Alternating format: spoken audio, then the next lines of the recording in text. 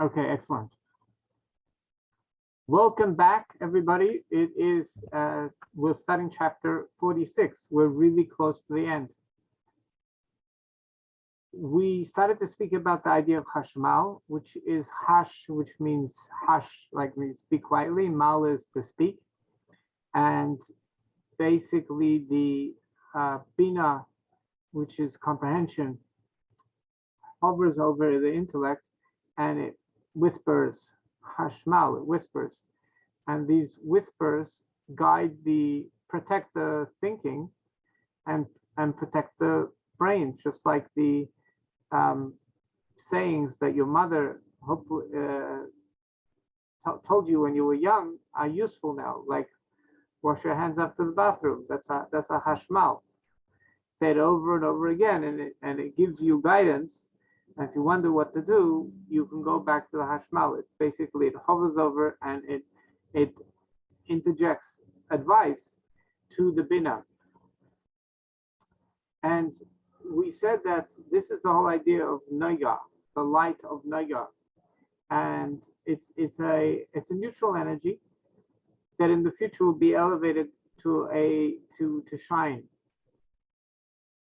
So Rab Meir was a sefer, and he wrote a Torah, and in the Torah he spelt that God made leather clothes for Adam and Chava in Gan Eden, in Gan Eden. He spelt it instead of leather, which is Ayin Vav Resh, he spelt it Aleph Vav Resh, which is So there's Kaisnes, it will be Kaisnes would be leather, and Kaisnes instead of right? Would be with an Aleph is light. Now, so now I'm explaining what is the mechanism of this. It's known. So we've spoken before about Toyu, which is chaos. The chaos exists right now, and organization, which also exists right now.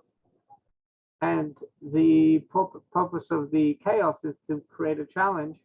The purpose of the organization is to create a goal.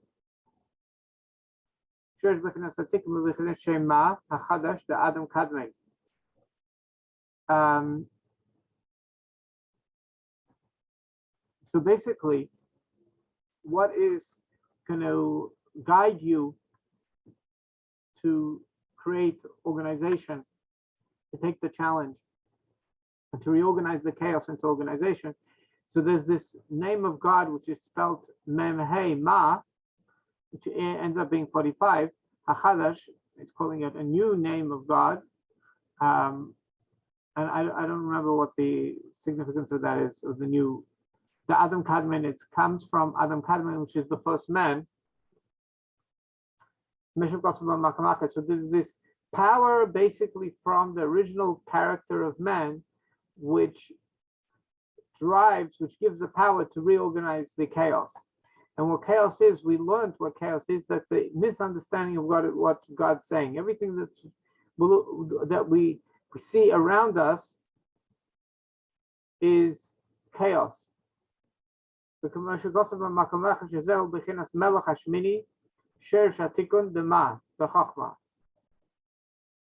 is the 8th king, the Sherish Hatikun. He is the so what do you mean the 8th king? The 8th king, so in Chumash you have a description of the kings of Edom. And it says that there were 7 kings, and each one, he was a king and he died. Well, that means that his empire fell, that his customs were not transferred to the next empire, because it was a chaotic empire. And once he died, it fell. There was a collapse. And when it gets to the 8th king of when we get to the 8th king of Edom, It doesn't say Viyamas. It doesn't say that he died, which represents the fact that his eighth king, his empire, did not collapse. And the reason why an empire collapsed is because they become too extreme. The eighth one, which is actually 7 from the bottom, the eighth one is Bina, and it was a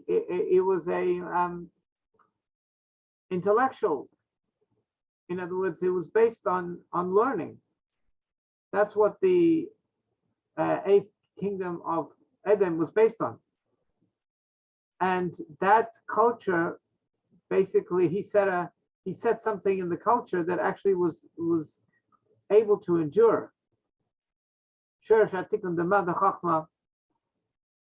And so the education, that educational aspect of the eighth king of Edom, he was the source of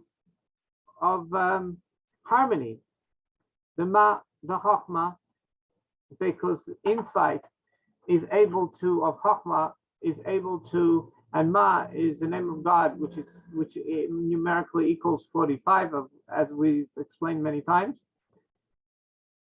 And who is this? Who is the character that really embodies this ability to use wisdom and to connect things and to create harmony? That's Yosef, Peitar HaChalemis, who's able to explain dreams. Dreams represent the person's inner desires. And what he's able to do is Peitar is also able to rectify the dreams and put everything in its place, and he can explain the dream in a way that everything sounds good. Yagalas Nimshal Chalev, because the exile is like a dream. What happens in the exile is like a dream, and it doesn't necessarily make sense, and somebody needs to come along and to explain why everything is in its proper place. When a person has a dream, anything that they dream at nighttime, it's similar to what they thought about during the day, the Zohar. And here we're speaking about the character of God, of Atzilus. Shuhu b'bechina sheina hanikra durmita veistalkos hameichin. He is called sleeping, and durmita is like the word dormitory. Vistalkos hameichin, and what happens when you sleep in the dormitory, the brain, when you're sleeping, the brain, the cognitive mind, the intellect, the reasoning, the power of reasoning leaves. And all you have is whatever you thought about during the day, and it becomes disorganized. And from the letters in the dream, in other words, if somebody would come along and reorganize everything, that would be possible. You can come along and put everything back together and reorganize it. And Ma'osius Shubedimim Achalaim Mitzar Behem Tzurufim Taivim. And a person can make, in other words, from the Dimion is the imagination of the dream, a person can use those same letters and reorganize them to say something cohesive. How do you make something cohesive? Well, it's like putting a puzzle back together. You use the source of the depth of the insight, the act of the first character, which in the forehead. And the forehead represents the vision. In other words, when God creates Adam Kadmon, then it comes out to Gimel, Arichanpin, and Atzilus Zoh. So when he creates Adam Kadmon, he created a character that would prevail. And then he creates a chaos, it's a story line, creates a chaos where God's words are not understood, and it seems chaotic, it seems like a dream, the dream of Zoh. And then that pushes through, that forehead, that vision pushes through and guides the reorganization of this chaos. And then something really new becomes revealed, which is the power of effort. And which character did this? It was Yosef. Yosef did this. He reorganized what was scary in a dream, and he made it dealable. He made it possible that they could live through the famine. Zo tefer oisius peras. And that's why making stitches is the same letters. So we say that Yosef stitches dreams back together. So stitching also is peras, which is beautiful. He was beautiful. Because the person knows how to stitch things back together is beautiful. He can make beautiful things. And he can answer the difficulties. Paiser means to answer the difficulties, to interpret the reality. And that's why Yosef was called the father of the king. Reich is like Reich. Reich is like in English you say Rex, a king. And Av means the father of the king, Avrech. Like it's written in another place.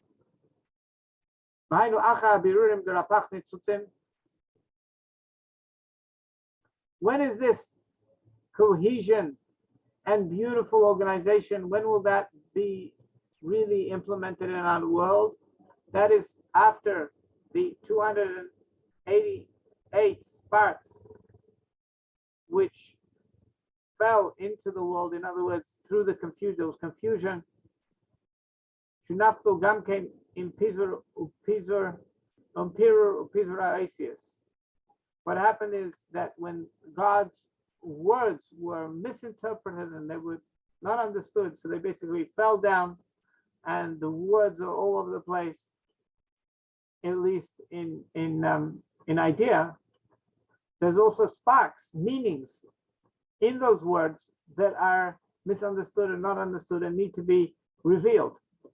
That's what it means by elevating the elevating the sparks. The kelim of Torah. So these are the vessels of the world of Torah, the world of chaos.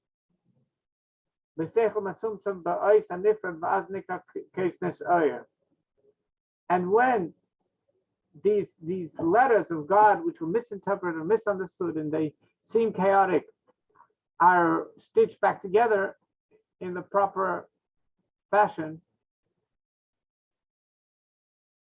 then it becomes Koshnus Ur. Then what happens is the clothes that God made of leather, which usually conceal the light, actually become a light bearing. They actually become light bearing. The Aleph, when you spell them with the Aleph.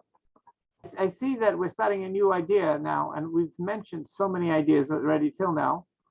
So I think it's worth repeating, chazering over what we've done before, and we'll continue next week with these deep ideas.